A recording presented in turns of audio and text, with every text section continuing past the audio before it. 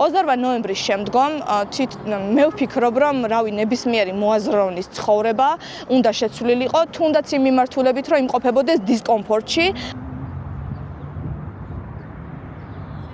ერს უნდა ესმოდეს, რომ ყველა ვართ მნიშვნელოვანი ამ სახელმწიფოში, ყველას უფლებები უნდა იყოს დაცული ამ სახელმწიფოში. 5 ადამიანის ხმა ძალიან დიდი ხმა არის და 5 ადამიანსაც შეუძლია რომ ცვლილებები გამოიწვიოს. თუმცა აქციის აქტიური მონაწილეები არიან განსაკუთრებულ დისკომფორტი აღარ ქვია მაგას, განსაკუთრებული რეპრესიების ქვეშ, იმიტომ რომ გორშიც ყავს ხო ავთანდილ ტიტვინიძე, რომელსაც სახის ძვლები დაუმტვრიეს მხოლოდ იმის გამო, რომ აქციაზე იდგა. ლაშა, რომელიც სოციალურ ქსელში განთავსებული სტატუსის გამო დააჯარიმა ამ სასამართლომ და ჩემი მეუღლე, რომელიც ეზოდან გაიტაცეს, გაძარცვეს, ნეკნი გაუტეხეს, სცემეს. აი აქ რომ დგავართ ახლა ეს მცირე რაოდენობა, თბილისში რომ უწყვეტ აქციებში არიან და ბათუმში რომ უწყვეტ აქციებში არიან ჩართულები, ეგენი არიან ეროვნული თვითშეგნებით ქართველები, როგორც გიორგი ანწუხელიძე და ჩვენ ბრძოლას რა თქმა უნდა ექნება შედეგი და ჩვენი ბრძოლის შედეგად რა თქმა უნდა ქვეყანა გააგრძელებს ცივილიზებული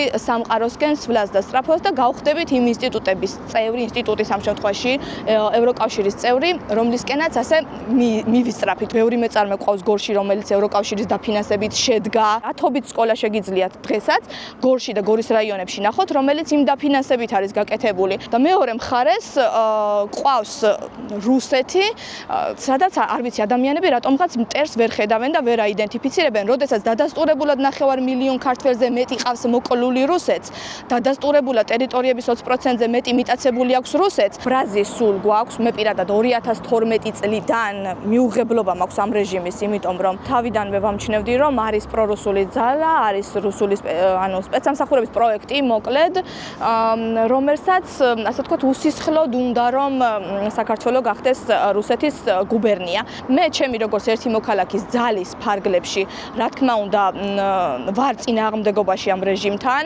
ვარ წინააღმდეგობაში მარტივი მიზეზის გამო, რომ მეც და ჩემ შვილებსაც გქონდეს უსაფრთხოების განცდა, გქონდეს, ანუ ვიცი, ღირსეული ჯანდაცვის სერვისების მიღების შესაძლებლობა, განათლების მიღების შესაძლებლობა, რომ ვიყოთ ცივილიზებული სამყაროს ნაწილი და ყველა იმ სიკეთით ვიცარგებლოთ, რითაც არ ვიცი, გერმანელი და შვედი ბავშვი სარგებლობს. როდესაც ქრისტიანობა შემოვიდა საქართველოში, ჩვენ უკვე დასავლური ცივილიზაციის ნაწილი გავხდით და შესაბამისად ისტორიული არჩევანია. ჩემი გადაწყვეტილება არ არის, აი რაღაც გენეტიკური გადაწყვეტილება არის, რომელიც უნდა დავიცვათ და დავიცავთ აუცილებლად.